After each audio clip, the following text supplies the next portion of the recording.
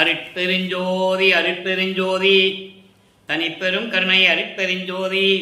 எல்லா உயிர்களும் இன்புற்று வாழ்க, வள்ளல் மலரடி வாழ்க வாழ்க, கொல்லா விரதம் குவளை எல்லாம் ஓங்குக, நல்லோர் நினைத்த நலம் பெறுக, நன்றி நினைத்தெல்லோரும் வாழ்க இசைந்து. உலக மக்களே, அறிவார்ந்த அன்பர்களே, ஆண்மநேய ஒருமைப்பாடுடைய அன்பர்களே, அருட்பெருஞ்சோதி ஆண்டவருடைய திருவிளையாடல்களை பார்த்து கொண்டிருக்கிறோம்.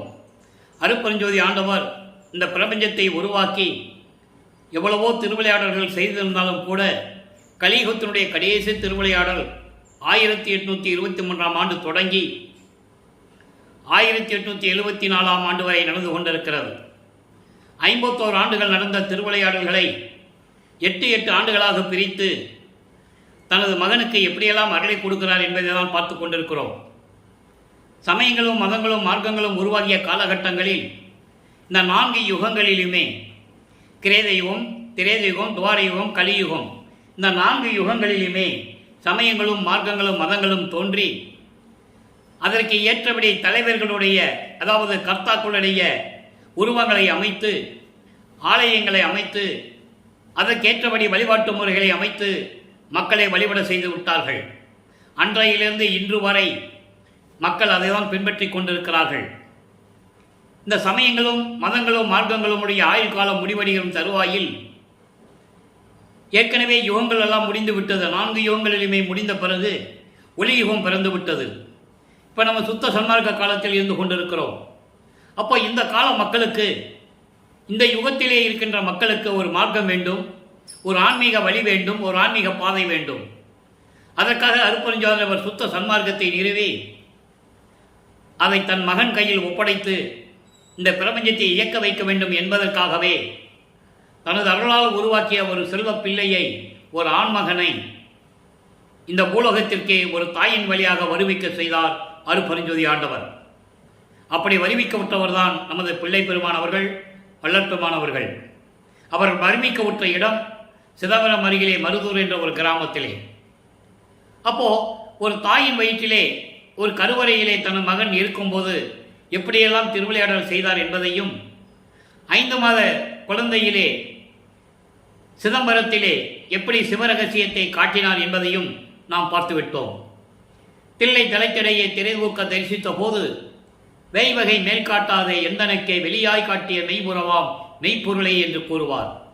இந்த பாடலுடைய பொருள் என்னவென்றால், ஆடைகள், புத்தாடைகளை அணிந்து, பட்டாடை அணிந்து, அணிகலன்களை அணிந்து, தலையிலே கிரீடம் வைத்து, கையிலே சூலாயுதம் போன்ற ஆயுதங்களை வைத்துக் கொண்டு இருக்கின்ற உருவத்தை காட்டாமல் வெட்ட வெளியாக எனக்கு காட்டிய அருட்பெருஞ்சோதியுடைய நிலை வெட்ட வெளி. அப்படி எனக்கு வெளியாக காட்டிய சிதம்பர ரகசியத்தை காட்டிய இறைவனே என்று கூறுவார். அதன் பிறகு 1ஆம் ஆண்டிலிருந்து 8 ஆண்டுகள் வரையிலும் அவர் தனது மகனுக்கு எந்த விதமான அருளை கொடுக்காமல் இருந்து கொண்டிருக்கிறார். 9வது ஆண்டு தொடக்கத்திலே, அதாவது 2வது 8இல் 9வது ஆண்டு தொடக்கத்திலே 9வது ஆண்டிலிருந்து 16 ஆண்டுகளுக்குள் நமது பிள்ளை பெருமானுடைய நிலை எப்படி இருந்தது, எப்படியெல்லாம் இறைவனிடம் முறையீடு செய்கிறார் என்பதை 1ஆம் திருமுறையிலே திருவருள் முறையீடு என்ற பதிகத்திலிருந்து ஒவ்வொரு பாடல்களை பார்த்து கொண்டிருக்கிறோம். திருவருள் முறையீடு மொத்தம் 232 பாடல்களை கொண்டது. இதுவரை நாம் 199 பாடல்களை பார்த்துவிட்டோம். இன்று 200வது பாடல். ஏன் இறைவனுடைய திருவிளையாடலையும் வள்ளற்பெருமானுடைய இறைநிலையையும் ஏன் ஒவ்வொரு பதிகங்களின் மூலமாக பார்க்கிறோம் என்றால், அங்கேதான் எல்லா உண்மைகளையும் வள்ளற்பெருமான் அவர்கள் உலக மக்களுக்கு கூறியிருக்கிறார்கள். அதை நாம் எடுத்து கூறி கொண்டிருக்கிறோம். இப்போ 200வது பாடல் பாருங்க. திருவருள் முறையீடு. ஒவ்வொரு 8 ஆண்டுகளிலும் எப்படி அருட்பெருஞ்சோதி தன் மகனுக்கு அருளை கொடுக்கிறார் என்பதை தான் பார்த்து கொண்டிருக்கிறோம். அதை நீங்கள் நல்லா கவனிச்சிக்கணும். அப்போ இந்த நிலையில் இருக்கும்போது திருவருள் முறையீடிலே 200வது பாடல் இன்னைக்கு. பாடலை நல்லா கவனிங்க. எப்படி மனம் உருகுகிறார், எப்படி இறைவனை வேண்டுகிறார் என்பது பற்றி உங்களுக்கு நல்லா தெரியும். ஏனென்றால் 9வது ஆண்டிலே வருவிக்கு உற்றவன் என்ற நிலை அவருக்கு தெரிந்துவிட்டது, இறைவனுடைய மகன் என்று தெரிந்துவிட்டது. ஆனால் சமயங்களும் மதங்களும் மார்க்கங்களும் சூழ்ந்திருந்த காலகட்டங்களில் இவரும் சைவ நெறிகளை பின்பற்றி கொண்டிருக்கிறார். சைவ நெறியின் குறியீடாகிய அடையாளம், சைவ நெறியின் அடையாளம் என்று கூறுவார். அந்த பாடல்களெல்லாம் நம்ம பார்த்துட்டோம். அந்த அடையாளம் என்னவென்றால் திருநீர் பூசிக்கொள்ளுவது, உத்திராட்சமாலை போட்டுக்கொள்ளுவது, காவி உடை அணிந்து கொள்ளுவது, தாடி வச்சுக்கிட்டு சடமுடிய வளர்த்து கொள்ளுவது, இதெல்லாம் அடியார்களுடைய அடையாளங்கள். உலகியலில் இருக்கின்ற சம்சாரிகள் திருநீர் பூசிக்குவாங்க, சிவசிவா நமச்சிவாயா ஓம் சிவாய நம எப்படியெல்லாம் மந்திரங்களை கூறுவார்கள். இது உலகியலிலே ஏற்பட்ட இயற்கையான உண்மைகள். அதே போன்று நமது பிள்ளை பெருமானவர்களும் வழிபட்டுக் கொண்டிருக்கிறார். நல்ல கவனிச்சுக்கணும். ஏன் தனது மகனை சமயங்களிலும் மார்க்கங்களிலும் மதங்களிலும் இருக்க செய்தார் என்றால், பின்னாலே சுத்த சன்மார்க்கத்தை கொடுக்கும்போது இதெல்லாம் உலக மக்களுக்கு தேவையில்லை என்று சொல்ல வேண்டும். அதனால் எந்த விதமான பலன் இல்லை என்று கூற வேண்டும். இயற்கை உண்மை விளக்க கடவுளாகிய அருப்பெருஞ்சோதி ஆண்டவர் தான் இறைவன் என்று சொல்ல வேண்டும். இதுவரை நடந்த திருவிளையாடல்கள் எல்லாம் பிரபஞ்சம் தோன்றிய காலத்திலிருந்தே 4 யுகங்களிலும் நடந்த திருவிளையாடல்கள் எல்லாம் அருப்பெருஞ்சோதி ஆண்டவருடைய திருவிளையாடல் என்று சொல்ல வேண்டும். ஏனென்றால் சித்தாந்தமும் வேதாந்தமும் இந்த சமயங்களும் மதங்களும் மார்க்கங்களும் ஆகம நூல்களும் எல்லாமே சிவபெருமான் தான் இறைவன், சிவபெருமான் தான் இறைவன் என்று கூறிக்கொண்டிருக்கின்றன. அவன் இறைவன் என்றால் இருந்தாலும் கூட சமயத்தை சார்ந்தவன், சைவ சமயத்தை சார்ந்தவன், வைஷ்ணவ சமயத்தை சார்ந்தவன் திருமால், கௌபார சமயத்தை சார்ந்தவன் முருகன், காணாபத்தியம் சமயத்தை சார்ந்தவன் விநாயகன், சௌரம் சமயத்தை சேர்ந்தவன் சூரியன், சாகதம் சமயத்தை சேர்ந்தவள் பராசக்தி. இப்படி ஒவ்வொரு சமயத்துக்கும் தலைவர்கள் உண்டு. நல்லா கவனிச்சுக்கணும், தலைவர்கள் உண்டு. ஆனால் இதற்கெல்லாம் அப்பாற்பட்டவர் தான் அருப்பெருஞ்சோதி ஆண்டவர். ஆதியும் அந்தமில்லா தோன்றிய இறைவன், சுயமாக தோன்றிய இறைவன், எந்த உருவங்களும் அடையாளங்களும் இல்லாத இறைவன். ஒரு சாதாரண மனிதனாக கூட வருவார், ஜோதியாக இருப்பார். இந்த நிலைகளெல்லாம் நம்ம இன்னைக்கு பார்க்க போகிறோம். ஏனென்றால் இந்த உண்மைகளை எல்லாம் மறைத்து விட்டார்கள். அருப்பெருஞ்சோதி ஆண்டவர் என்ற ஒரு கடவுள் இருந்ததையே மறைத்து விட்டார்கள். அதை வெளிக்கொண்டு வருகிறார் வல்லப்பெருமான் அவர்கள். சுத்த சன்மார்க்கத்தை யாருக்குமே தெரியாது. கோடான கோடி முனிவர்கள், ரிஷிகள் எல்லாருமே இருந்தார்கள். யாருக்குமே சுத்த சன்மார்க்கத்தை பற்றி தெரியாது. தெளிவாக கூறியிருக்கிறார்கள் வல்லப்பெருமான் அவர்கள். அந்த விளக்கத்தை இன்று நாம் பார்க்க போகிறோம். இப்போ இந்த பாடலை பாருங்க. என் உறவே, என் குருவே, என் உள்ளத்து எழும் இன்பமே, என் உயிரே, என் தன் அன்பே, நிலைவற்ற என் செல்வமே, என் அறிவே, என் தன் வாழ்வே, என் வாழ்வுக்கு இடு முதலே, என் அரசே, என் குல தெய்வமே. என் குல தெய்வமே அண்டர்லைன், முக்கியமான இடம் அது. சைவங்களையும் மதங்களையும் மார்க்கங்களையும் சூழ்ந்த காண்ட கட்டங்களில் அவருடைய குல தெய்வம் சிவபெருமான் என்று கூறுவார். சுத்த சன்மார்க்கத்தை பெற்ற பிறகு குல தெய்வம் அருப்பெருஞ்சோதி ஆண்டவர் என்று கூறுவார். அதனால அது முக்கியமான வார்த்தைன்னு சொன்னேன். என் குல தெய்வமே, சைவ குலத்தின் தெய்வமே என்று கூறுவார் சிவபெருமானை. சிவபெருமான், தியாகராஜ பெருமான், நடராஜன், சொக்கநாதன், இப்படி பல பெயர்கள் உண்டு. ஒரு கடவுளுக்கு இத்தனை பெயர்கள் உண்டு. ஆனால் சுத்த சன்மார்க்க கடவுளுடைய அருப்பெருஞ்சாண்டவருக்கு ஒரே பெயர் தான். ஒரே பெயர், ஒரே வடிவம், ஜோதி வடிவம். நல்லா புரிஞ்சுக்கணும் நீங்க. இப்போ குலதெய்வம் சிவபெருமான் சொல்லிட்டாரு, என்னை ஏன்று அருளே, என்னை ஏற்றுக்கொண்டு அருள்வாயாக என்று கூறுகிறார். இப்படியெல்லாம் சொல்லிட்டு உயிருக்கு உயிரானவன், என் குருவானவன், உறவானவன், என் உள்ளத்தில் இன்பமாக இருக்கின்றவன், இப்படியெல்லாம் சொல்லிட்டு எனது குல தெய்வமே. அப்போ அவருக்கு அதான் தெரியும். சுத்த சன்மார்க்கத்தை பற்றி தெரியாது, அருப்பெருஞ்சாண்டவர் இருக்கிறத பற்றி தெரியாது அவருக்கு. ஏன்னா மறைப்பு நிலையை கொடுத்து விட்டு சென்று விடுகிறார். ஞானத்தை கொடுத்து விட்டு முன்பருவம் பின்பருவம் காட்டி உனக்கு அருள்வேன் என்று சொல்லிவிட்டு மறைந்து விட்டார். இவருக்கு ஞானம் மட்டும்தான் பிறந்திருக்கிறது, ஞானம் கிடைத்திருக்கிறது. அதன் மூலமாக பாடல்களை பாடக்கூடிய சக்தியை பெற்றுக் கொண்டிருக்கிறார். அப்போ அவர் எங்கே சென்றாலும் நடந்துதான் செல்லணும், நடந்துதான் போகணும். அதன் பிறகு பறக்கிறது, அண்டங்களுக்கு செல்லுவது, அதெல்லாம் அப்புறம் எப்படி நடக்கிறதுல இன்னைக்கு நம்ம பார்க்க போகிறோம். அப்போ இந்த நிலையில் இருக்கும்போது இறைவன் இப்படி முறையீடு செய்கிறார், என்னை ஏற்றுக்கொண்டு அருள்வாயாக.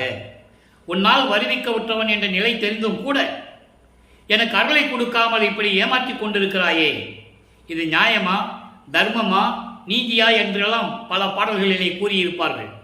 ஆகவே என்னை ஏற்றுக்கொண்டு என்னை ஆட்கொண்டு அருள வேண்டும் என்று கூறுகிறார். இது திருவருள் முறையீடு. இப்போ இந்த நிலைகள் மாறும்போது 13வது ஆண்டிலே ஞானம் கிடைத்து விட்டது. 13வது ஆண்டிலே, அதாவது இந்த விளக்கத்தை தெளிவாக கூறுவார்கள் மெய்யரொரு வியப்பிலே, 12 ஆண்டு தொடங்கி இற்றைய பகல் வரை நான் பட்ட இந்த படியில் நான் பட்ட பாடு நினைக்கில் மலையும் கரையுமே இரும்பும் உருகுமே, எப்படியெல்லாம் சொல்லுவார். ஏன்னா அவர் சமயங்களிலும் மதங்களிலும் மார்க்கங்கள் இருக்கும்போது எந்த நிலையும் அவருக்கு கிடைக்கவில்லை என்பதை தெளிவாக நமக்கு அருளியிருப்பார்கள். அதை தான் இங்கு சொல்றாரு. என்னை ஏற்றுக்கொண்டு விரைவில் எனக்கு அருள்வாயாக என்று சொன்ன பிறகு 13வது ஆண்டில் முதல் முறையாக நமது குழந்தை இறைவன், நமது பிள்ளை பெருமான் அவர்கள் திரு அருட்பிரகாச வள்ளலார் என்பது மக்களால் இட்ட பெயர். அந்த பெயர் நிலைத்து விட்டது. புரியுதா உங்களுக்கு? ஆனால் நான் அவரை பிள்ளை பெருமான் என்றுதான் நிறைய தடவை நான் சொல்லுவேன். ஏன்னா அவர் பேரு செல்வப்பிள்ளை. அருட்பெருஞ்சோதி ஆண்டவர் தன் மகனுக்கு இட்ட பெயர் செல்வப்பிள்ளை. தெளிவாக பாடல்களிலே கூறியிருக்கிறார்கள். பிள்ளை பெருமான் வள்ளல் பெருமான் எப்படி சொல்லலாம்? அப்படி சொன்ன கூட மனம் அவ்வளவு மகிழ்வாக இருக்கும். வள்ளலார் என்று சொல்லும்போது, வள்ளல் பெருமானார் என்று கூறும்போது, பிள்ளை பெருமான் என்று கூறும்போது மனம் பூரிப்படையும். ஆக அந்த நிலையில் இருக்கும்போது 13வது ஆண்டிலே முதலாக திருவொற்றியூர் செல்லுகிறார். அங்குதான் தியாகராஜ பெருமான் இருக்கிறார். காரணம், திருவாரூரிலே சுந்தரன் அங்கே தியாகராஜ பெருமானை அழைத்துக் கொண்டு திருவொற்றியூருக்கு வந்து விட்டார். இதெல்லாம் பெரிய விளக்கங்கள் நம்ம ஏற்கனவே சொல்லியிருக்கேன். நீங்கள் அப்படியே மனசில் வச்சுக்கோங்க. அதுக்கப்புறம் ஒரு திருவொற்றியூர் தான் இருக்கிறார் தியாகராஜ பெருமான். நல்லா கவனிச்சிக்கணும். இப்போ அங்கே போகிறார். போன உடனே இறைவனை பற்றி பாடுகிறார். பதியங்கள் உருவாகின்றன.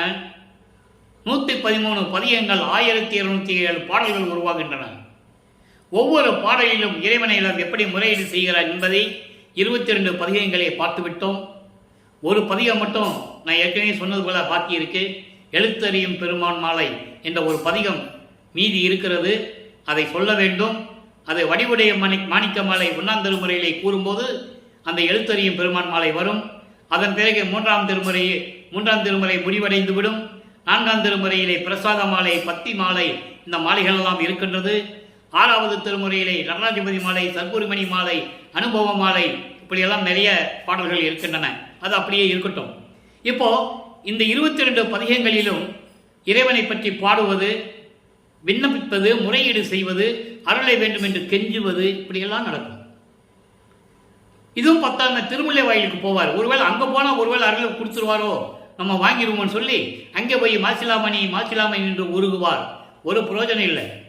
அப்புறம் திருவள்ளி தாயத்துக்கு வருவார். சென்னைக்குள்ளேயே இருக்கு. அங்கே வந்து இறைவனை பற்றி பாடுவார். கந்தா அப்படியெல்லாம் பாடுவார். ஒன்றும் பிரயோஜனம் இல்லை. கந்த துணியை கட்டிட்டு இருக்கியே, இதெல்லாம் நியாயமா? இது நீ எனக்கு ஒரு துணியை கொடுத்துறேன், நானும் கட்டிட்டு கோமணம் கட்டிட்டு கூட நிற்கிறேன், உலக மக்கள்லாம் பார்த்து சிரிக்கட்டும், அப்பனும் பிள்ளையும் சேர்ந்து ரோட்டில் கோமணம் துணியை கட்டிட்டு இருக்காங்கன்னு சிரிக்கட்டும் அப்படின்லாம் சொல்லுவார். அற்புதமான பாடல்களையெல்லாம் நம்ம பார்த்துட்டோம். இப்போ 23வது பதிகத்திலே திரு சாதன தெய்வத்திரம் என்ற பதிகத்திலே 5வது பாடல். இது வரைக்கும் 4 பாடலை பார்த்துருக்கோம். திரு சாதன தெய்வத்திரம் என்பது இறைவனுடைய திருவருளை பெற முடியாமல் அதை எதை சாதனமாக கொண்டு பெற வேண்டும்? இறைவனை உள்ளன்போடு இறங்கி உருக்கமாக பாட வேண்டும். அந்த நிலையை இந்த பாடலிலே கூறியிருப்பார். நல்ல கவனிங்க. பெரும் கருணை கடலே, என் குருவே, முக்கன் பெருமானே, முக்கன் பெருமானே, நின்னை புகழேன், பேயேன். உன்னை பற்றி நான் புகழ்ந்து பாடியதில்லை, உன்னை பற்றி போற்றி பாடியதில்லை. ஐயோ, கருங்கள் மன புறங்காட்டி வாளா நாளை கழிக்கின்றேன். பயனறியா கடையனேனை ஒருங்குருள் உடல் பதைப்ப உறும் குன்று ஏற்றி உருட்டுகினும் உயிர் நடுங்க உள்ளம் ஏங்க இரும் களவில் ஏற்றுகினும் அன்றி இன்னும் என் செய்யினும் போதாதே எந்தாய். அதாவது என்ன சொல்றாருன்னா, உன்னை நினைச்சு நான் மனம் உருகி பாடியதில்லை. கருணை கடலே, என் குருவே, முக்கன் பெருமானே, உன்னை பற்றி நான் பாடியதில்லை. இந்த பேயனை நீ என்ன செய்வது என்று நீயே சொல். அதோடு மட்டுமல்ல, ஐயோ கருங்கல் மனக்குரங்காட்டி வாழா நாளை, கருங்கல் போன்ற இந்த மனக்குரங்கு இருக்கிறதே, அதை சொன்னதையெல்லாம் கேட்டுக்கொண்டு வீணாக நான் நாட்களை கழித்து கொண்டிருக்கிறேன். மனம் குரங்காட்டி என்று சொல்லுவார், மனக்குரங்கு என்று சொல்லுவார், மானை போல தாவி தாவி ஓடுகிறது என்று சொல்லுவார். அதே போல கருங்கல் போன்ற இறுகிய மனமுடைய இந்த மனம் எப்படி குரங்கையை வித்தை காட்டுவார்களோ அது போன்று எனது மனம் சுற்றி கொண்டிருக்கிறது. வீணாக நாட்களை நான் கழித்துக் கொண்டிருக்கிறேன். மனம் ஏங்குகிறார். இயற்கை தானே. இறைவனால் வருவிக்க ஒற்றவன் என்ற நிலை தெரிந்தும் கூட அவரால் ஒன்றுமே செய்ய முடியல. மனம் இயங்குகிறது. அதோடு மட்டுமல்ல, சுற்றி இருக்கிறவர்கள், நட்பு வட்டாரங்கள் இருக்கிறவர்கள் எல்லாருமே அவரை கேலி செய்கிறார்கள். கேலிகளையும் கிண்டல்களையும் ஏற்றி பேசுகளையும் கேட்டுக்கொண்டு அவமானப்பட்டு கொண்டு நின்று கொண்டிருக்கிறார் நமது குழந்தை இறைவன் பிள்ளைப்பெருமானவர்கள். காரணம், அப்படிதான் இருக்க வேண்டிய ஒரு சூழ்நிலை, இறைவனுடைய கட்டளை. இவளை வெளியே சொல்லவும் முடியாது. யாராவது ஏழாமை பேசும்போது போங்கயா நான் இறைவனால் வருவிக்க விட்டவன் சொல்ல முடியாது. அந்த நிலை அவருக்கு உருவாகி கொண்டிருக்கிறது என்பதை நீங்கள் புரிந்து கொள்ள வேண்டும். அப்போ அந்த நிலையில் இருக்கும்போது இப்படியெல்லாம் சொல்றாரு, வீணாக நாளை கழித்து கொண்டிருக்கிறேன். அடுத்து என்ன சொல்றாரு பாருங்க, உடல் பதைக்க, உடல் நடுங்க, என்னை குன்று மேலே ஏற்றிவிட்டு உருட்டி விட்டாலும் சரி. ஏன்னா உன்னை பற்றி நான் பாடுறதில்லை, உன்னை பற்றி போற்றி புகழுவதும் இல்லை. நான் இருந்து என்ன பிரயோஜனம்? உன்னால் வருவிக்க விட்டு என்ன பலன்? நான் என்ன பலனை அனுபவித்தேன்? என்னை மலை மேலே ஏற்றி என்னை உருட்டி விட்டாலும் சரி, உருட்டி விட்டாலும் சரி, உயிர் நடுங்க, உள்ளம் ஏங்க. ஒரு கழுமரத்தில் இரும்புல ஒரு சூலாயுதத்தை, இரும்பு ஆயுதத்தை நிப்பாட்டி அதில் என்ன அப்படியே அது சொருவி விட்டாலும் சரி. புராணங்களில் சொல்லுவாங்க, நரவழி என்று சொல்லுவார்கள், கழுகு மரம் ஏற்றுவது என்று சொல்லுவார்கள். நீங்கள் மகாபாரதத்தை பார்த்தீங்கன்னா ஒரு கழுகு மரத்தில் ஒரு ஆளை உயிரோட ஏற்றுவாங்க. அது ஒரு முறையாக வச்சுருந்தாங்க. சமயங்களிலும் மதங்களிலும் மார்க்கங்களிலும் அந்த காலத்தில் ஒரு போருக்கு போகணுன்னாலும் சரி, ரெண்டு பேருமே சண்டை போடுறவங்க, ரெண்டு பேருமே, ரெண்டு அரசர்களும் சரி, ரெண்டு மன்னர்களும் சரி, அந்த காலத்தில் நரபலி கொடுப்பார்கள். ஒரு மனிதனை உயிரோடு அதை அப்படி சொருவி விட்டுருவாங்க. எவ்வளவு கொடூரம் பாருங்க, எவ்வளவு கொடுமை. அது விளக்கத்தை நீங்கள் பின்னால் பார்க்க போகிறோம், அற்புதமாக இருக்கும். அப்படி நீ என்னை ஏற்றினாலும் சரி, கழுகு மரத்தில் ஏற்றினாலும் சரி, அது மட்டுமில்லாமல் நீ என்ன செஞ்சாலும் சரி, எனக்கு போதாது. விரைவில் வந்து எனக்கு அருள வேண்டும். நீ அந்த மனநிலையில் நான் இருந்து கொண்டிருக்கிறேன். இறைவனே விரைவில் வந்து என்னை ஆட்கொள்வாயாக என்று கூறி இந்த பாடலை நமக்கு அருளியிருக்கிறார்கள். ஆக வல்லற்பெருமான் அவர்கள் 16 ஆண்டுகள் வரையிலும் வருவிக்க ஒற்று, 16 ஆண்டுகள் வரையிலும். வல்லற்பெருமானுக்கு 16 வயசுன்னு சொல்லக்கூடாது. நான் ஏற்கனவே 4 ஆண்டுகளாக யூடியூப்ல இப்படி நம்ம பேசிட்டு இருக்கிறோம், திருவருட்பா பற்றி விளக்கம் சொல்லிட்டு இருக்கிறேன். தினமும் 1 மணி நேரம் நீங்கள் பார்க்கலாம் நம்ம யூடியூப்ல சேனலில் போனால். வல்லற்பெருமானுக்கு வயது இல்லை. அவர் ஒவ்வொரு யுகத்திலையும் இருந்தவர், இறைவன்கிட்டயே இருந்தவர், அருட்பெருஞ்சோதி ஆண்டவர்கிட்ட. அதை நீங்கள் புரிஞ்சுக்கணும். பாடலில் சொல்கிறார், அகவலே சொல்கிறார், ஊழிதோறும் ஊழி உழப்பராது ஓங்கி வாலி என்று எனக்கு வாய்த்த நன்னிதியை. ஊழி என்பது ஒவ்வொரு யுகமும். ஊழிதோர் ஊழி உலகினும் அடியா உடலை அளித்தனன் பாடல் இருக்கு. ஊழிதோறும் ஊழி உயிர் சளைத்து ஓங்கினன். இதை உலக மக்களிடம் வெளியே யாரும் சொல்லலை. அதான் வேதனையான விஷயம். சொன்னாதானே வல்லற்பெருமான் இறைநிலையில் இருந்தவர் என்று சொல்ல முடியும். சிவபெருமான் நெற்றிக்கண்ணிலிருந்து முருகனை கொண்டு வந்தார். இது புராணங்களில் உண்டு. உண்மையும் அதுதான், வல்லற்பெருமானை கூறுகிறார். அதனால சிவபெருமானையும் முருகனையும் கடவுளாக ஏற்றுக்கொண்டார்கள். இவருடைய அருளிலே யாரும் சொல்லலையே. அதான விஷயம். தாயின் கருவறையிலே இருக்கும்போது அருட்பெருஞ்சாண்டவர் அருளமுதம் கொடுத்தவர், ஒளி காட்டியவர், மகனோடு கொஞ்சி குலாவி விளையாடியவர். பாடலில் சொல்றாரு, மகன் சோர்ந்த போதெல்லாம் அங்கே போய் மகனை மகிழ்வூட்டி இருக்கிறார். கருவறையிலே நடக்குது. மக்கள்கிட்ட யார் சொன்னது? ஒரு ஆள் கூட சொல்லலை என்பதுதான் இந்த வள்ளலாருடைய ஒளியினுடைய ஆதங்கம், வேற ஒன்றும் இல்லை. ஆக இந்த நிலையில் இருக்கும்போது வல்லற்பெருமான் அவர்கள் 2வது எட்டில் 16 ஆண்டுகளுக்குள் எந்த விதமான அருளை பெற முடியாமல் தவித்துக் கொண்டிருக்கிறார்.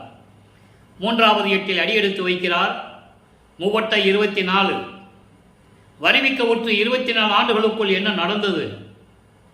காலங்கள் உருண்டு ஓடுகின்றன, நிலைகள் மாறுகிறது. இப்போ 1ஆம் திருமுறை 2ஆம் திருமுறையில் இருக்கிறத விட நிலைகள் மாறும். 3ஆம் திருமுறையிலே மொத்தம் 19 பதிகங்கள் உருவாகினது, 235 பாடல்கள். ஒவ்வொரு பாடலிலும் இறைவன் எப்படியெல்லாம் காட்சி கொடுத்து மறைந்து விடுவார்.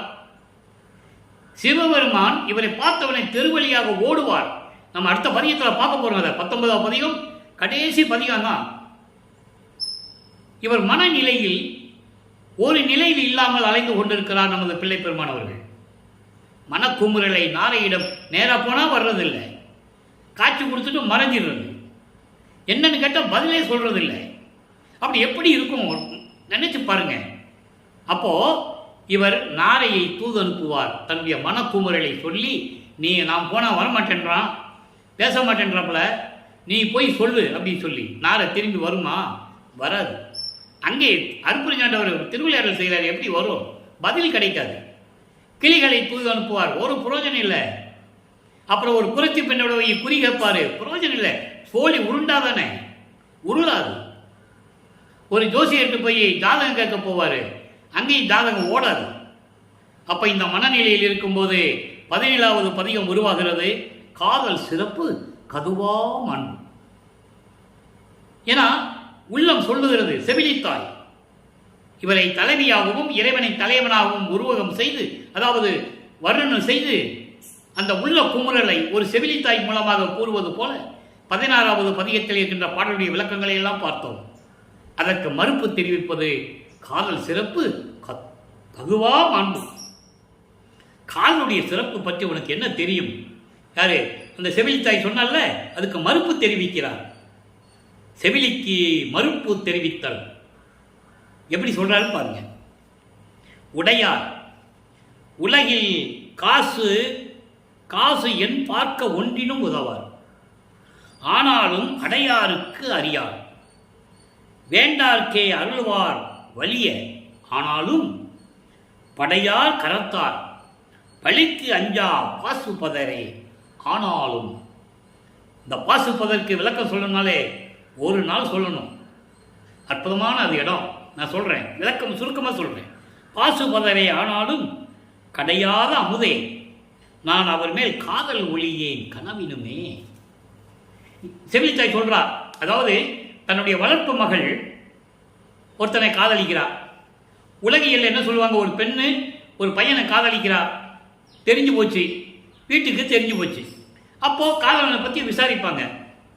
அவன் ஒரு வேலையும் இல்லை, இருக்க சொந்த இடம் இல்லை, எப்படி இவன் காதலிச்சா, எப்படி போய் அவனோட வாழ்வா அப்படின்னு இயற்கையாகவே உலகியல்ல பேசுவாங்க.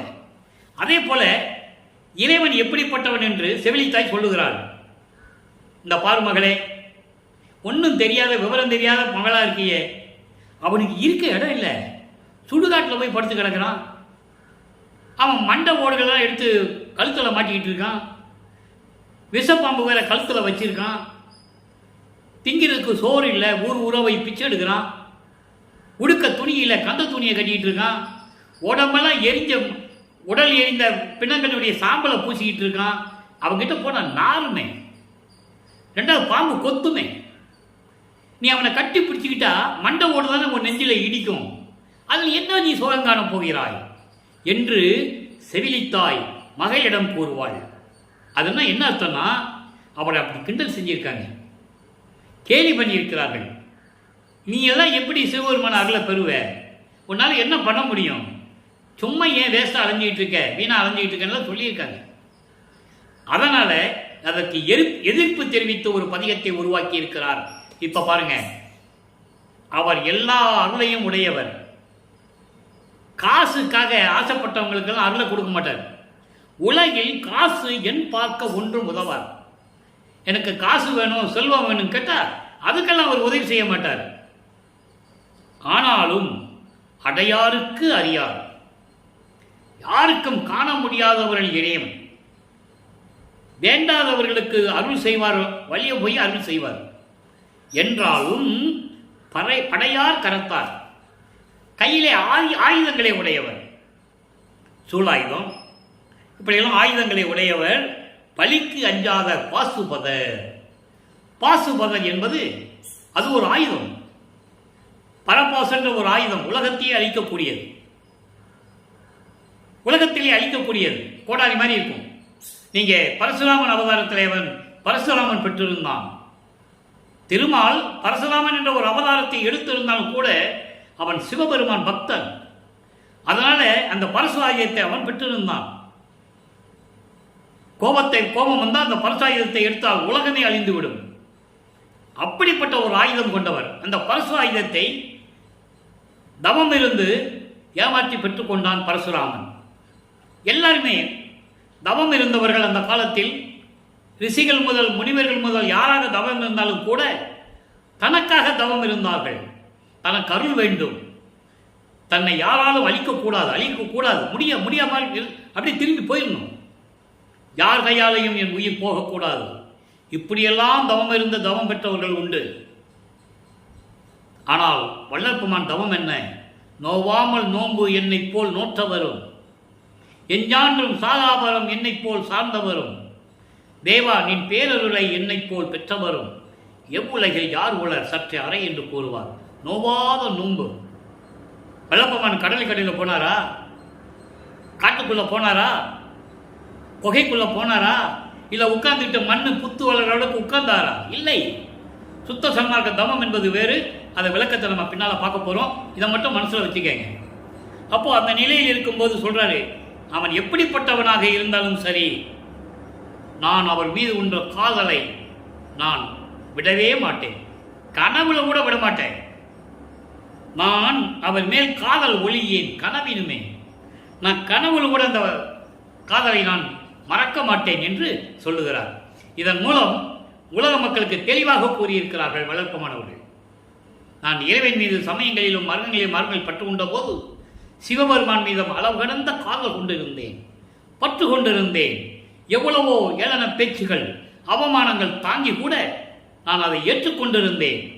24 ஆண்டுகள் வரைக்கும் நான் இறைவனிடமிருந்து எந்த அருளை பெற முடியாமல் தவித்துக் கொண்டிருந்தேன் என்பதை 3ஆம் திருமுறையிலே நமக்கு விளக்கமாக இருக்கிறார்கள். அடுத்து 4ஆம் திருமுறை 4வது வீட்டில் அடியெடுத்து வைக்கிறார். 4:32.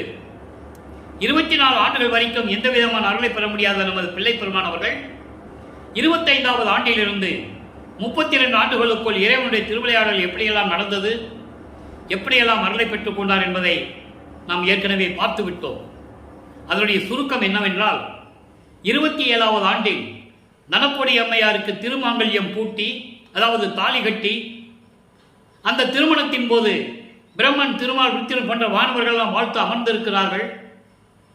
தன்னுடைய தந்தையும் தாயும் வரவில்லை என்று, அருப்பெருஞ்சோதி ஆண்டவரும் சிவகாமி வள்ளியும் வரவில்லை என்று அவர் மனம் எப்படி ஏங்கியது என்பதை எல்லாம் பார்த்துவிட்டோம். அதன் பிறகு அந்த அம்மையாருக்கு விமோசனத்தை கொடுத்துவிட்டு மோட்ச வீட்டை காட்டிவிட்டு, அப்போ அந்த அம்மா உணர்ந்துட்டாங்க. தாலி கட்டினோடனே இந்த அம்மாவுக்கு முன்ஜென்மம் தான் என்ன நடந்ததெல்லாம் தெரிஞ்சு போச்சு. அதன் பிறகு அந்த அம்மா வெளியே சொல்லக்கூடாது. அதான் காலத்தின் கட்டாயம். இது ஏற்கனவே நிர்ணயிக்கப்பட்டது. உலகையில் சொல்லுவாங்க, அதாவது அக்கா பொண்ணு இருந்தது, வள்ளலார கல்யாணம் பண்ணிக்க சொன்னாங்க. அவர் இல்லை, எனக்கு முடியாது, இல்லற வாழ்க்கையில் எனக்கு விருப்பம் இல்லைன்னு சொன்னாங்க. இப்படியெல்லாம் சொல்லுவார்கள். அப்புறம் ஏதோ பஞ்சாயத்துக்கு போனாங்க. ஒரு சாமியார் சொன்னார், இல்லை ராமலிங்கம் நீ கல்யாணம் பண்ணிக்கிறதுனால ஒன்றும் இல்லை அப்படின்லாம் சொன்னார், அதனால் இவர் சம்மதிச்சிட்டாரு அப்படின்னு சொல்லுவாங்க. இதெல்லாம் ஒரு போக்கு காட்டுவது. இது திருவிளையாடலுடைய ஒரு போக்கு.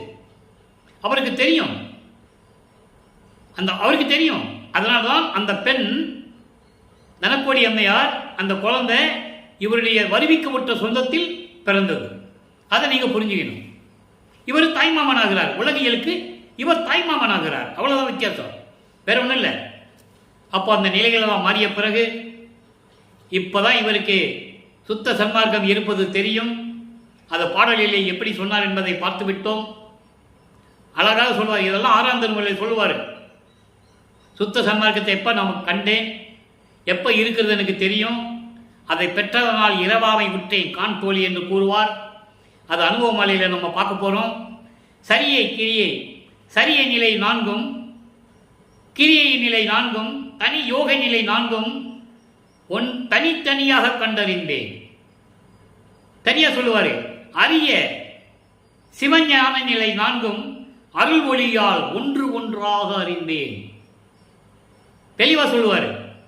கடைசி சொல்லுவார் அந்த பாட்டில், கடைசி வரி, சுத்த சன்மார்க்கத்தை பெற்றேன், பெரிய சிவ அனுபவத்தால் சுத்த சன்மார்க்கத்தை பெற்றேன், இரவாமை உற்றேன் கான் தோழி என்று கூறுவார். அதான் விளக்கத்தை நம்ம பின்னால பார்க்க போறோம். இதை மனசுல வச்சுக்கங்க. சுத்த சன்மார்க்கம் இருக்குதா அவருக்கு பத்தி தெரியும். ஆக சுத்த சன்மார்க்கத்தை வாங்க செல்ல வேண்டும். இப்போ அவர் ஏம சித்தியை பெற்றுக்கொண்டார். கதவை பூட்டிட்டார். இனிமே திருவட்டியூர், திருமலைவாயில், திருவள்ளித்தாய்க்கு போகக்கூடாது. வந்தா அவன் வரட்டும், மகனை பார்க்க வரட்டும், நம்ம இனிமே பார்க்க போகக்கூடாதுன்னு கதவை பூட்டி தாப்பா போட்டார். எங்கே? சென்னையிலே. இறைவன் பார்த்தார். இறைவனுடைய மகனுடைய கோபம் நியாயமானது தானே, தர்மம் தானே, நீதியானது தானே. வருவிக்க செய்துவிட்டு 32 ஆண்டுகள் வரைக்கும் ஒரு மகனை தெருவில் இழுத்து விட்டால் அவனுக்கு எப்படி இருக்கும்? அந்த கோபம் அவருக்கு உண்டு. வல்லற்பமானவர்களுக்கு கடைசி வரைக்கும் உண்டு. கடைசி வரைக்கும் சொல்லுவார். நம்ம பாட்டில் பார்க்க போறோம். எப்படியெல்லாம் இன்னைக்கு என்னை அலக்கழிச்ச அந்த கோபம், அந்த மனசு இன்னும் எனக்கு மாறலைன்னு சொல்லுவார். எப்படிப்பட்ட இறைவன் தெரியுமா வல்லற்பமானவர்கள்? சிவபெருமான் உருவாக்கியவர்களை எல்லாம் தொடர்ந்து பேசிக்கொண்டே இருந்தார்கள். வல்லற்பமான வருவிக்க உற்றவர் இறைவனால், அருப்பெருஞ்சோதி ஆண்டவரால், மூத்த மகன், தலைமகன், சுத்த சன்மார்க்கத்தின் குலமகன், எப்படியெல்லாம் சொல்வார் தெரியுமா? அந்த நிலையெல்லாம் நம்ம பார்க்க போறோம். அப்போ இப்போ 4வது எட்டில் இருக்கும்போது இறைவன் வருகிறார்.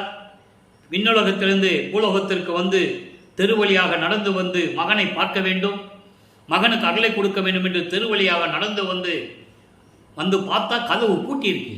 அவருக்கு தெரியும், இவன் பூட்டிட்டான், இனிமே நம்ம தான் திறக்கணும்.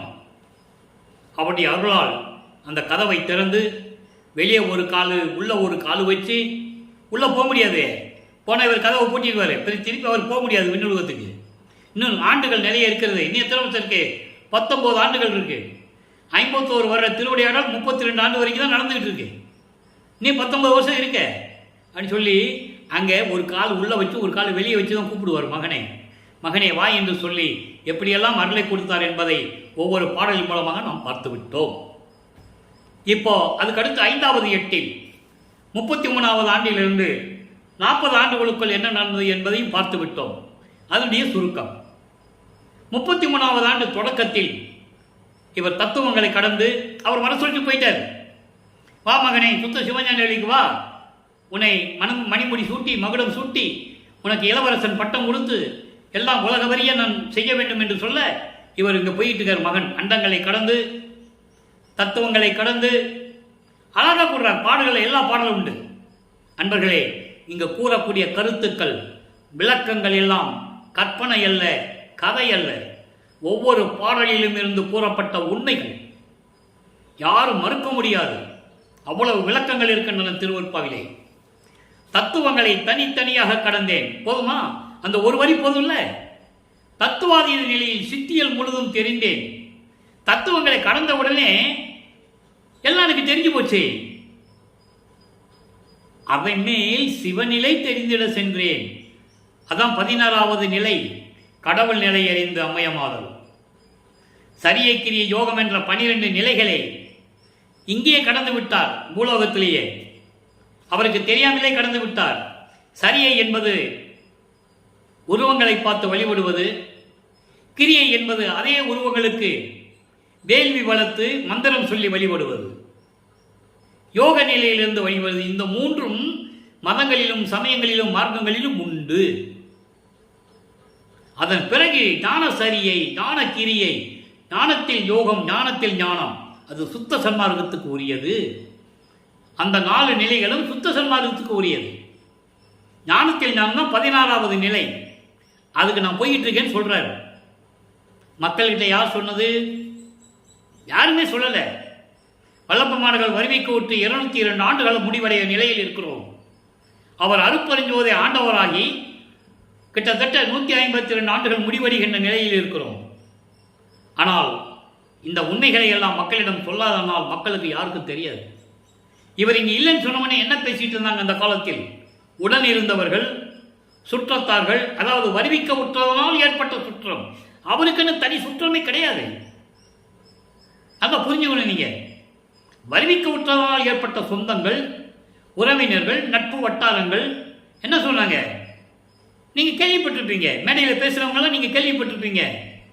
அவரே எங்கேயாவது போயிருப்பார்ப்பா, 6 மாதம் ஆகும், 3 மாதம் ஆகும், 1 வருஷம் ஆகும், இப்படி தான் நீங்கள் கேள்விப்பட்டிருப்பீர்கள். ஆனால் அவரே கூறுகிறார், நான் அண்டங்களை கடந்து சென்று சுத்த சன்மார்க்கத்தை வாங்கினேன் என்று. அப்போ அங்கே போறாரு, மகனை வரவேற்கிறார் அருட்பெருஞ்ஜோதி ஆண்டவர். மகனே, 2.5 நாளிகை தான் இருக்கிறது, அதாவது 1 மணி நேரம் தான் இருக்கிறது. ஒரு நாளிகை என்பது 24 நிமிடங்கள்.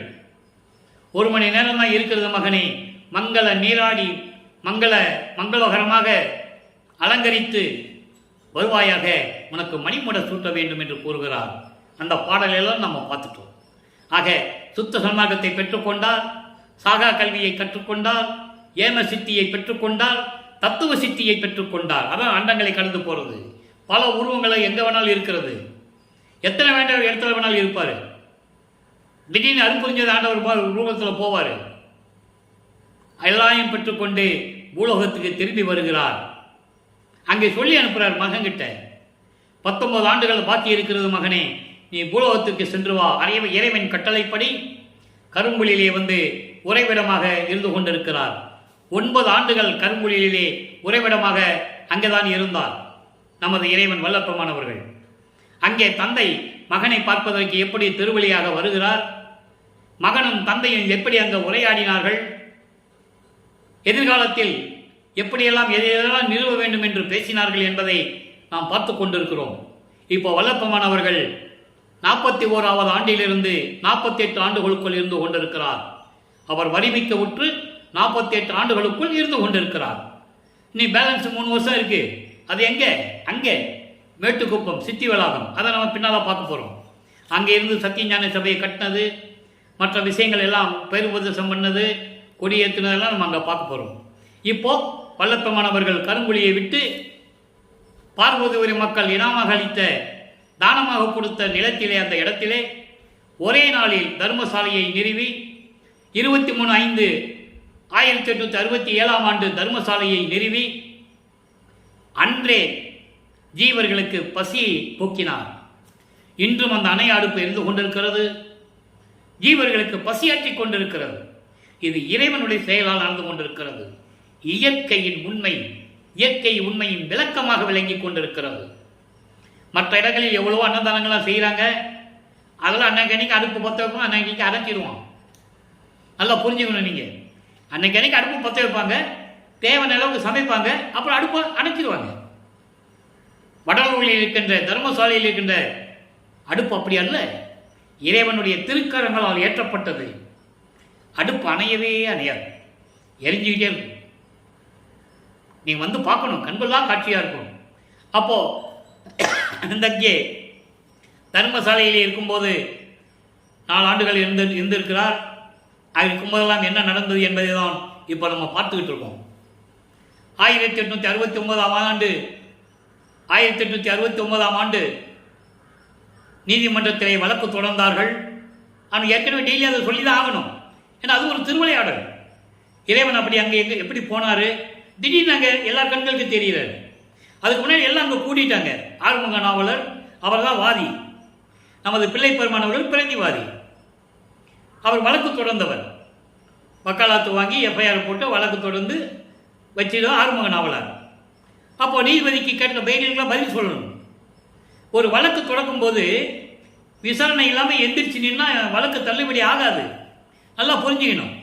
உலகியல் என்ன சொன்னாங்க, அந்த விளக்கத்தை அங்கே வளர்ப்பமான் போனார். இவர் பார்த்த உடனே எல்லாமே எந்திரிச்சு நின்னாங்க. எல்லாம் எந்திரிச்சு நின்ன உடனே வழக்கு தள்ளுபடி ஆயிடுச்சு அப்படின்லாம் சொல்லுவாங்க. அதெல்லாம் இல்லை. விசாரணை நடக்கிறது. வாதி தன்னுடைய வாதங்களை வைக்கிறார். ஆறுமுக நாவலார். ராமலிங்க பிள்ளை என்ற இவர் எந்த கல்லூரியிலே படிக்காதவர், புலமை பட்டம் பெறாதவர், இலக்கணம் இலக்கியம் தெரியாதவர். சமயங்களையும் மதங்களையும் மார்க்கங்களையும் சாடுகிறார். ஜாதிகளை இழிவுபடுத்துகிறார். எப்படி இந்த திருவோட்பா என்று பெயர் வைக்கலாம்? அவர் பாடல் எழுதியிருந்தால் தொகுப்பு என்று வைத்துக் கொள்ள சொல்லுங்கள், திரட்டு என்று வைத்துக் கொள்ள சொல்லுங்கள்.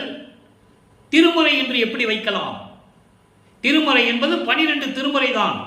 தேவாரம், திருவாசகம் உட்பட 12 திருமுறைகள் தான். இவர் எப்படி திருமுறை என்று வைக்கலாம்? இது திருவற்பா இல்ல மறு அறுப்பா என்று நீங்கள் அறிவிக்க வேண்டும் என்று வழக்கு தொடர்ந்தால் விசாரணை நடந்து கொண்டிருக்கிறது. பிள்ளை பெருமானவர்களை கூப்பிடுகிறார்கள். தபாலி கூப்பிடுவான் கோர்ட்டில் 3 தடவை.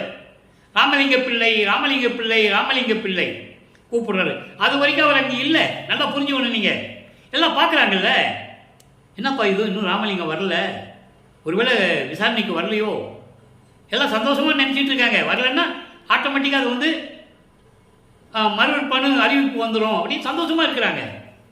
திடீரென்று எழுந்தருளுகிறார். யார் அது? அருப்பெருஞ்சோதி வடிவிலே இவர் வள்ளற்பெருமானுடைய உருவத்திலே அவருடைய அருளால் அங்கே காட்சி கொடுக்கிறார். நீதிபதி பார்க்கிறார். ஆனால் இது ஏன் நீ உனக்கு எப்படி தெரியும்னு நீங்கள் என்ன கேட்கக்கூடாது. அது இறைவன் கொடுத்த விளக்கம், யாரும் சொல்ல முடியாது. சத்தியமான விளக்கம், பொய்யில்லை, கற்பனை இல்லை. நான் வள்ளலார் ஊழியன், வள்ளலார் தொண்டு செய்து கொண்டிருக்கின்றவன். அதனால சொல்றேன்.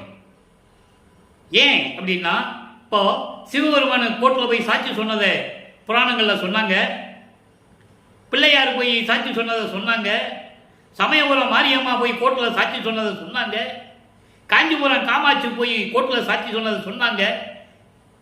ஏன் அருப்புரிஞ்ச ஆண்டவர் கோர்ட்டில் சாட்சி சொல்லியிருக்க கூடாது? யோசிக்கணும் நீங்க. அதை மறைத்தார்கள். இவரை பார்த்த உடனே இவர் உள்ள போறாரு. ராமலிங்க பிள்ளை, ராமலிங்க பிள்ளைன்னு உள்ளே போகிறாரு. பார்த்த உடனே ஜட்ஜு எந்திரிச்சு நிற்கிறார். ஏன்? இவர் காட்சி கொடுக்கிறார் யார் என்று.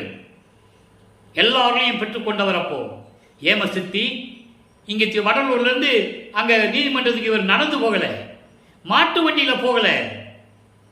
நினைச்சா நினைச்ச இடத்துல இருப்பார். அவ்வளவு பெரிய ஆற்றல் படைத்தவர், சக்தி உடையவர், இறைவனுடைய மகன். அவரு எல்லாம் வாங்கிட்டாரு.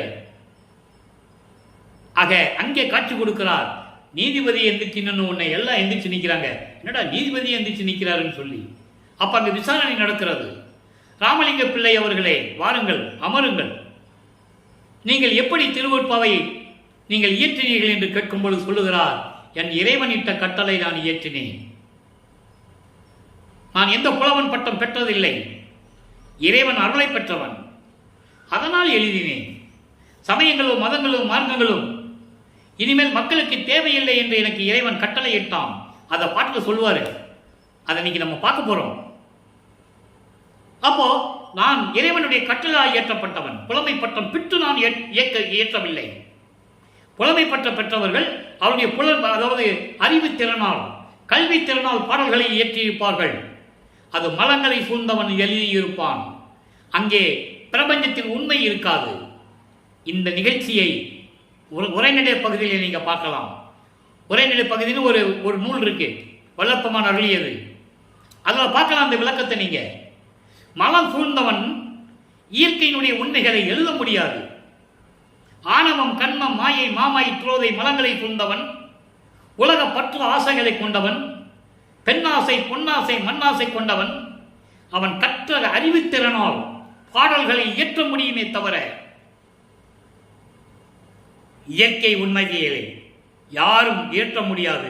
அப்படி இயற்றுகின்றவன் சுத்த சன்மார்க்கத்தை சேர்ந்தவனாகத்தான் இருக்க வேண்டும் என்று நீதிபதியிடம் கூறுகிறார். உடனே தீர்ப்பு வழங்கிவிட்டார் அவர். திருவொற்பாதான், அதை மறுத்து சொல்லுவதற்கு இல்லை. அதனால் இந்த வழக்கை தள்ளுபடி செய்கிறேன் என்று சொல்லி நீதிபதி தள்ளுபடி செய்து விடுகிறார். இதை சில முன்னோர்கள், சில பெரியவர்கள், கல்வி கற்றவர்கள் எழுதியிருக்கிறார்கள். இல்லை என்று சொல்ல முடியாது. எழுதியிருக்கிறார்கள். ஆனால் அவர்கள் அறிவிக்கேற்றபடி, அவர்கள் விளக்கத்துக்கேற்றபடி எழுதியிருக்கிறார்கள். இதுதான் உண்மை என்பதை நீங்கள் புரிந்து கொள்ள வேண்டும். அப்போ நீதிமன்ற வழக்கு முடிச்சாச்சு. அதை 6ஆம் திருமலை சொல்லுவார், கணக்கு வழக்கு அத்தனையும் முடித்து விட்டேன் என்று கூறுவார். கணக்கு வழக்கு அத்தனையும் முடித்து விட்டேன் என்று கூறுவார். அது 6ஆம் திருமுறையிலே பாடல்கள் உண்டு. அந்த விளக்கத்தை எல்லாம் நாம் பார்த்து விட்டோம். இப்போ அங்கே உத்தரஞான சிதம்பரம் மாலை உருவாகிறது. எங்கே? தர்மசாலையில் இருக்கும்போது உத்தரஞான சிதம்பரம் மாலை என்ற ஒரு பதிகம் உருவாகிறது. 10 பாடல்களை நாம் பார்த்து விட்டோம். அந்த பாடல்களிலே இந்த இடம் எப்படிப்பட்டது, ஒரு காலத்தில் இந்த உலக மக்கள் எல்லாம் இங்கே வரப்போகிறார்கள், இங்கே தான் சுத்த சன்மார்க்கம் விளங்குகிறது என்பதையெல்லாம் கூறிவிட்டு சூட்சமமாக இங்கே சத்திய ஞான சபை வரப்போகிறது என்பதையும் அங்கே கூறியிருப்பார். சபையை என்னுள் கண்டன் என்று கூறுவார். எங்கே? அங்கே சுத்த சிவஞான வழியிலே எப்படி சத்திய ஞான சபை பொற்றவை சிற்றவையோடு இருக்கிறதோ அதுபோல இங்கே வடிவமைத்தவர் வல்லற்பமானவர்கள் என்பதை நான் பதிவு செய்ய கடமைப்பட்டிருக்கிறேன். எண்கோண வடிவம் என்பது இறைவனுக்கு 8 குணங்கள் உண்டு. தன்மையத்தனாதல், தூய உளமினாதல், இயற்கையை உணர்வினாதல், முற்றிலும் உணர்தல், இயற்கையாகவே பாசங்களை நீக்குதல், முடிவில் ஆற்றல் உடைமை, பேரன்பின் உடைமை, வரம்பில் இன்ப உடைமை, இப்படி 8 குணங்கள் உண்டு. அதுதான் எண்கோண வடிவிலே சபை அமைத்தது என்பதை நான் பதிவு செய்ய கடமைப்பட்டிருக்கிறேன். உலகியலிலே கற்றவர்கள், கல்வி அறிவு பெற்றவர்கள் பலவிதமாக அவர்களுக்கு அறிவுக்கு ஏற்றபடி, விளக்கத்துக்கு ஏற்றபடி எழுதியிருப்பார்கள். அந்த விளக்கத்திற்குள் நாம் செல்ல வேண்டாம். என் அறிவுக்கு எட்டிய வரை இறைவன் கொடுத்த விளக்கத்தில் நான் கூறிக்கொண்டிருக்கிறேன். அவ்வளவுதான். இப்போ இந்த நிலைகள்லாம் மாறின பிறகு அவர் இங்கே தர்மசாலையிலே அவருக்கு ஏற்பட்ட நிலைகளை பற்றி அவரை யாருமே நம்பல. அதை நீங்க புரிஞ்சுக்கணும். ஏதோ சாமியார் வராரு போறாரு, ஏதோ தங்க செய்யறாருன்னு சொல்றாங்க. நமக்கு ஏதாவது கொடுக்க மாட்டாரா? கூட இருந்தா ஏதாவது உதவி பண்ண மாட்டாரா? இப்படி இருந்தவர்களும் உண்டு. ஏனென்றால் உடன் இருந்தவர்கள், சுற்றி இருந்தவர்கள், நட்பு வட்டாரங்கள் எல்லாமே சமயங்களையும் மதங்களையும் மார்க்கங்களையும் விட முடியாமல், ஜாதிகளை விட்டு வெளியே வர முடியாமல் தங்கள் பெயர்களுக்கு பின்னால் ஜாதிகளை போட்டுக் கொண்டிருந்தவர்கள். முதலியார் என்றும், செட்டியார் என்றும், பிள்ளை என்றும், ஐயங்கார் என்றும் இப்படி ஜாதிகளை பெயரை போட்டுக் கொண்டிருந்தவர்கள். நல்லா நீங்க யோசிச்சு பாருங்க. அப்போ அவர் மனநிலை எப்படி இருக்கும்? கூடயே இருக்கிறாங்க, சுத்த சன்மார்க்கத்தை சொல்லிக்கிட்டே இருக்கிறோம், அந்த குறியீடுகள்லாம் வேண்டாம்னு சொல்லிக்கிட்டு இருக்கோம், சங்கல்ப விகற்பங்கள் இருக்கக்கூடாதுன்னு சொல்லிக்கிட்டு இருக்கோம், வழிபாட்டிலையும் சொல்றாங்க, எல்லாமுடைய அற்புதம் அற்புத கடவுளே இது தொடங்கி எக்காலத்தும் சுத்த சன்மார்க்கத்தின் முக்கிய தடைகளாகிய தெளிவா சொல்றாரு. தடைகள்னே சொல்றாரு. சுத்த சன்மார்க்கத்துடைய தடைகள் எது? சமயங்கள், மதங்கள், மார்க்கங்கள். பிறகு எப்படி நீ சுத்த சன்மார்க்கத்தில் இருக்குன்னு சொல்லுவ? எப்படி நீ அற்புதம் ஆண்டவர்னு சொல்ற? கேள்வி கேட்கிறாரு, வள்ளலார் கேட்கிறார். அந்த விளக்கத்தை இப்போ பார்க்க போறோம். அந்த பாடலை அந்த பதிகத்தில் தன்னை தலைவியாக வர்ணனை செய்து, இறைவனை தலைவனாக வர்ணனை செய்து, உள்ளத்தை தோழியாக வர்ணனை செய்து எப்படி சொல்றாருன்னு பார்ப்போம். 4 திருமுறைக்கும் வர்ணனை செய்து சொன்னது வேற, தலைவி கிட்ட சொல்றது, மனசுகிட்ட சொல்றதெல்லாம் நம்ம பார்த்துட்டு இருக்கோம். சுத்த சன்மார்க்கத்தை பெற்ற பிறகு சொல்றார் பாருங்க, நல்லா பார்த்துக்கிட்டே வாங்க. அதாவது தலைவி கூறல். தலைவி கூறல் முதல்ல தலைவி வருந்தல் என்ற ஒரு பதியத்திலே இன்னைக்கு ஒரு கடைசி பாடலை நம்ம பார்க்க போறோம். அதை பார்த்துட்டு தலைவி எப்படி கூறுறார், அதாவது வல்லற்பெருமான் எப்படி சொல்றாரு பார்ப்போம். இப்போ தலைவி வருந்துதல். தலைவினா வல்லற்பெருமான் அவர்கள் எப்படி வருந்துறார் பாருங்க. கூடிய என் கணவர் என்னை கூடாமல் கலைக்க கூடுவதோ நும்மாதே என்று அதனாலோ. இந்த வரியை ஏன் சொன்னார்னா, நீதிமன்றத்திலே ஏற்பட்ட அந்த நிகழ்ச்சிகளை சூட்சமமாக கூறுகிறார். அதை விளக்க நான் தரேன். ஏடின்னு என்ன? தோழி. உள்ளத்திடம் சொல்லுவது போல மக்களிடம் சொல்லுகிறார். ஏடி என்னை அறியாரோ, சபைக்கு வருவாரோ என்று உரைத்தேன். இதனாலோ எதனாலோ அறியேன். நாடிய என் பாங்கி மனமூடி நின்று போனாள். நன்னி என்னை வளர்த்தவளும் எண்ணியவாறு இசைத்தாள். இது எங்க என்ன நடக்குது? சபைக்கு அங்க சுத்த சிவஞான வழியில நடக்கிறது. அதை உலக மக்களுக்கு சொல்றாரு. நல்லா புரிஞ்சுக்கணும். நீங்க தேடிய ஆயங்கள் எல்லாம் கூடி உரைக்கின்றனர். திருத்தர் நடராயர். நல்லா கவனிக்கணும். ஏற்கனவே நான் சொல்லிட்டு இருக்கேன். நடராயன் சொன்ன நீங்க நடராஜன் கிட்ட போயிடக்கூடாது. அவன் சைவ சமயத்தை சேர்ந்த ஒரு தலைவன், ஒரு பகுதி, கர்ம சித்தி பெற்றவன். திருவற்பாவில உண்டு. விஞ்ஞான கலர் மேவும் நடராஜபதி என்று சொல்லுவார். ஆணவம் இருக்கின்ற நடராஜன் என்று சொல்லுவார். அதான் விளக்கத்தை நம்ம பின்னால பார்க்க போறோம். இப்போ திருத்தர் சொல்றார். திருத்தர் என்ன? சுத்த சன்மார்க்க தலைவன். திருத்தர், சுத்தர், விமலர், அமலர் எல்லாம் சொல்லுவார். அவருடைய திருக்கருத்தை அறிந்திலேனே. மற்றவங்க என்ன சொன்னாலும் பரவாயில்லை, அவர் உள்ளத்தில் நான் என்ன இருக்குன்னு தெரிஞ்சிக்க முடியலன்னு சொல்றாரு. எப்படி சொல்றாரு? என்னோடு கூடிய என் கணவரை என்னோடு கலக்காமல், அதாவது சேராமல் கலைக்க உங்களால் முடியாது. அவர் ஏற்கனவே என்னை ஆண்டு கொண்டவர், அவருடைய அருளை எல்லாம் பெற்றுக்கொண்டவன் நான். உங்களால் ஒன்றும் பண்ண முடியாது என்று சொன்னேன். அதனால மட்டுமல்ல, என்னை பற்றி யாருக்கு என்ன தெரியும்? இன்னைக்கு அவர் சத்தியஞான சபைக்கு வருவார் என்று உரைத்தேன். அப்படி நான் சொன்னேன். உடனே அந்த மனம் என்ன பண்ணிச்சு? கண்மூடி அப்படியே என்னமோ கேட்காத மாதிரி போய்கிட்டே இருக்குதுன்ற. அப்ப என்ன சொல்றாருன்னா, நான் சொல்லுவதை யாரும் ஏற்றுக்கொண்டதில்லை. நான் சொல்றது யாரும் கேட்கறது இல்லை. தேடிய ஆயங்கள் எல்லாம் கூடி உரைக்கின்றனர். தேடிய ஆயங்கள் என்பது பெண்கள் எல்லாம் ஒன்றாக சேர்ந்து என்னை கேலி பேசுகிறார்கள். பெண்கள் என்பது மக்கள், தேவர்கள், யாரை வேணாலும் எடுத்துக்கலாம். எல்லாமே டோட்டலாக சொல்றாரு. இவெல்லாம் என்ன சாதிக்க போறான்னு சொல்லி ஏளனமாக பேசுகிறார்கள். இவர்கள் எப்படி வேணாலும் பேசிட்டு போகட்டும், எனது இறைவன் அருட்பெருஞ்சாண்டவர் உள்ளத்தில் இருப்பதை எனக்கு தெரியவில்லையே என்று கூறுகிறார். அடுத்து பாருங்க, தலைவி கூறல். இன்னைக்கு 7வது பாடல் 103வது பதிகம். என்ன சொல்றாரு பாருங்க. கிளை அனந்த மறையாலும் நிச்சயிக்க கூடி கிளர் ஒளியார் என் அளவில் கிடைத்த தனி தலைவர் அலைய எனக்கு உணர்த்தியதை யான் அறிவேன். உலகர் அறிவாரோ? அவர் உரை கண்டு ஐயமுறேல் இங்கே இலைவடையேல் மாளிகையை மங்களங்கள் நிரம்ப இனிது புனைந்து அலங்கரிப்பாய்.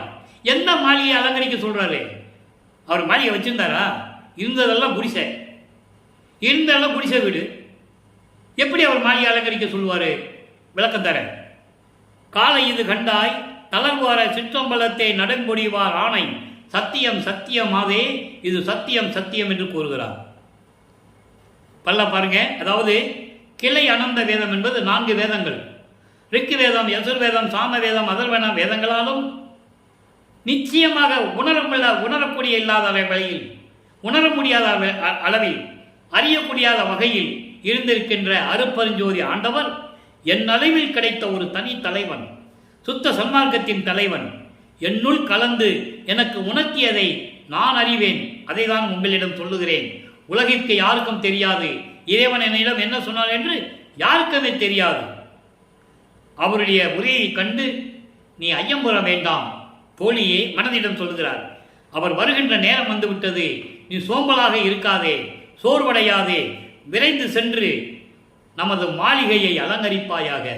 நமது மனம் சமயங்களிலும் மதங்களிலும் மார்களில் ஈடுபட்டு கொண்டு உலக மக்களுடைய மனம் தூய்மையாக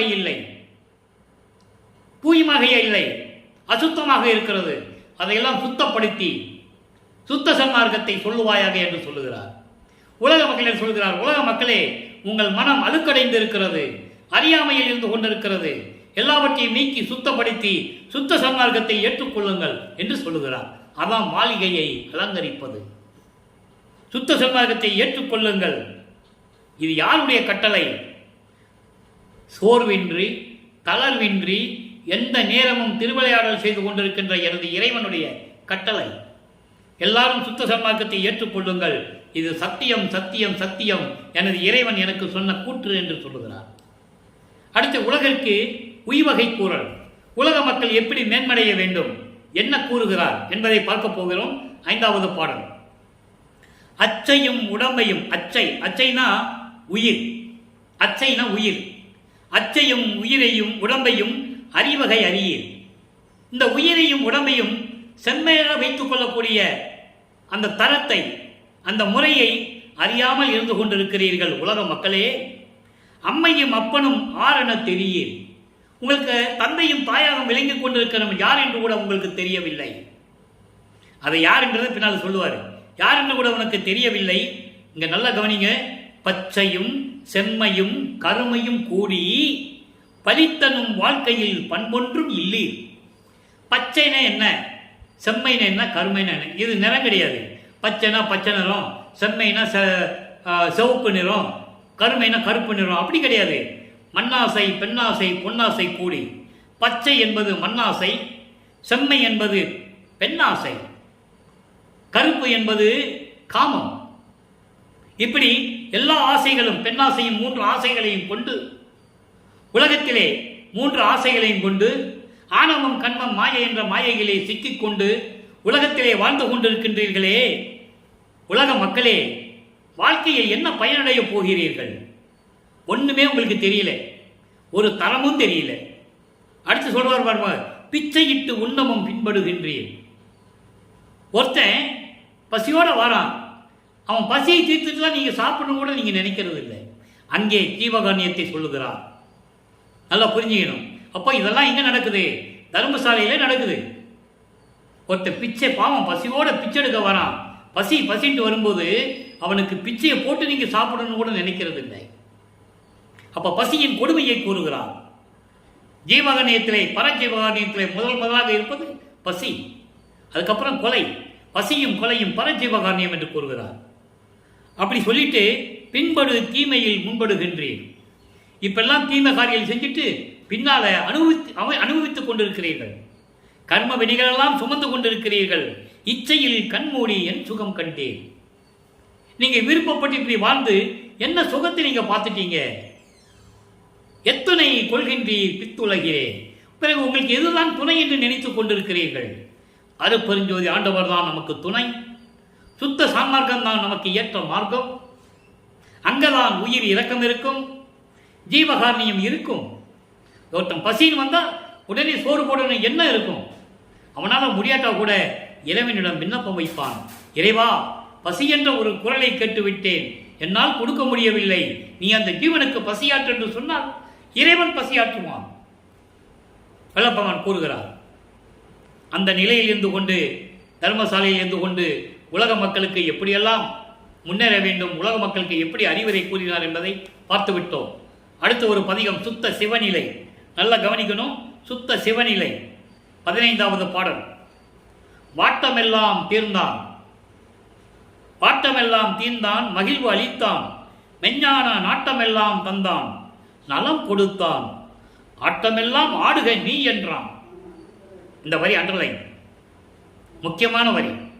ஆட்டமெல்லாம் ஆடுக நீ என்றான், தன் ஆனந்த வாக்களலை பாடுக நீ என்றான் பரன்.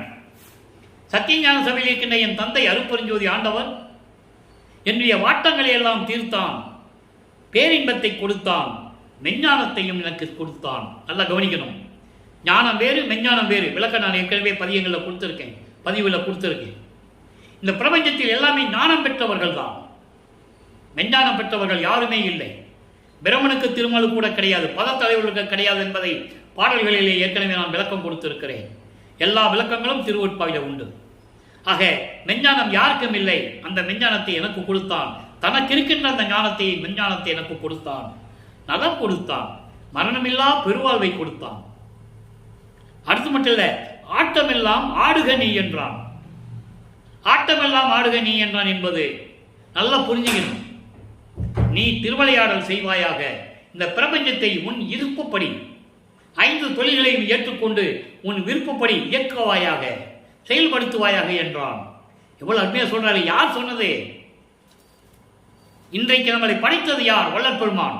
பிரமன் அல்ல, திருமால் காக்கக்கூடியவன் அல்ல. எல்லாம் உங்கள் செயல்களை இழந்து இறைவனுடைய திருவடியில் தூசி போல ஒட்டி கொண்டிருக்கிறார்கள் என்று சொல்லுகிறார். திருவடி நிலையிலே கூறுவார். அந்த விளக்கங்களையெல்லாம் நாம் பார்த்து விட்டோம். பிரம்மனும் திருமாலும் ருத்திரன் மகேஸ்வரன் போன்ற பதத்தலைவர்களும் விண்ணவர்களும் தேவர்களும் சத்தர்களும் சக்திகளும் எல்லாமே எனது தந்தை அருட்பெருஞ்சோதி ஆண்டவரின் நடனமாடுகின்ற இடது காலில் கடைசி விரல் சுண்டு வரையில் நகத்தில் ஒட்டி இருக்கின்ற அழுக்குகள் என்றார். யாரும் மறுக்க முடியாது. அதனால் இந்த பிரபஞ்சத்தை இயக்குவது 5 தொழிலை செய்வது வளர்ப்பமான் என்பதை நான் பதிவு செய்ய கடமைப்பட்டிருக்கிறேன்.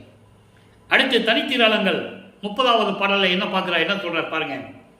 மன்றுள் நின்றாடும் வள்ளலே, எனது வள்ளல் என்று எனக்குள்ளே தெரிந்த அன்று நாள் தொடங்கி என்னை ஆட்கொண்டவர் இறைவானான் என்று நான் நினைவுகளை தொடங்கிய நாளிலிருந்து அம்மையே, அப்பா, ஐயனே, அரசே என்று நிந்தனையே நினைத்திருக்கின்றேன். சமயங்களிலும் மதங்களிலும் மார்க்கங்களில் இருக்கும்போது சிவபெருமானே, சிவசிவனே, நமச்சிவாயா இப்படிலாம் சொல்லிட்டு இருந்தாரு. அதான் அந்த வேறுபாட்டை பார்க்கணும். நீங்க சுத்த சமாகித்த பெற்ற பிறகு என்ன சொல்றாரு? எல்லாமே நீதான் என்று நினைத்துக் கொண்டிருக்கிறேன், எத்துணை எனினும் வேறிடத்தில் சென்று நின்று அறியேன் தெய்வமே. சிறிது அளவு கூட நான் மற்ற தேவர்கள் இடத்தில் என்று நான் கெஞ்சியது இல்லை, எனக்கு இது அது வேண்டும் இது வேண்டும் என்று கேட்டதில்லை. ஏனென்றால் அவர்களெல்லாம் செத்து செத்து பிறக்கும் தேவர்கள், என் முன் வழியிலர் என்று சொல்லுவார். பாடல்கள் உண்டு, யாரும் மறுக்க முடியாது. யாருக்கும் வளர்ப்பு மறுக்க நிகர் யாருமே கிடையாது, தந்தையும் மகனும் மட்டும்தான். அடுத்து மெய்யர் விளைப்பிலே ஒரு பாடல் நேரம் நெருங்கி கொண்டிருக்கிறது பாருங்க. 36வது பாடல். உடையாய் எனக்கு புரிந்த தயவை உண்ண உண்ணவே. உண்ண உண்ணவே என்பது நினைக்கும் போதெல்லாம் நினைக்க நினைக்க உடம்பு பூரிக்கிறது. ஒளிர் பொன் மலையது எனவே அருப்பறிஞ்சு ஆண்டவர் மலை போல நின்று கொண்டிருக்கிறது. தடையாது இனி உள் மூலத்தின் தடையும் போயிற்றே. எந்த தடைகளும் இல்லை. இது சமயங்கள் மதங்கள் மரபுடைய தடைகள் எதுவுமே இல்லை. உள் மூலம் ஆணவம். ஆணவம் வந்து இயற்கை மலம். இயற்கை மலம் ஆணவம். கர்மம் செயற்கையில் இயற்கை. மாயை செயற்கையில் செயற்கை. இப்படி நிறைய விளக்கங்கள் உண்டு, அதை நம்ம பின்னால பார்க்க போறோம். இன்னைக்கு இது மட்டும் சொல்லிட்டார். உள் மூலமாகிய ஆணவ மலத்தை நீக்கினான், அந்த தடையும் போயிற்று. சமய விகற்பம் எல்லாம் நீங்கி சமயமயமாயிற்று, சமதமாயிற்று, சமமாயிற்று, சமரசமாயிற்று. சொல்லித்தாரா? சமய விகற்பங்கள் எல்லாம் நீங்கிவிட்டது. அதில் சொல்லப்பட்ட குறியீடுகள் எல்லா சமயங்களும். சைவ சமயத்தினுடைய குறியீடு நாமம் பூசிக்கொள்ளுவது, உத்தராட்சி மாலையை போட்டுக் கொள்வது. சைவம் இது. வைஷ்ணவம் நாமம் போட்டுக்கிறது, நாமம் போட்டுக்கிறது. இதெல்லாம் உண்டு. இது ஒவ்வொரு சமயத்துக்கும் உண்டு. இதெல்லாம் நீங்கி எனக்கு சமமாயிற்று என்று கூறுகிறார்.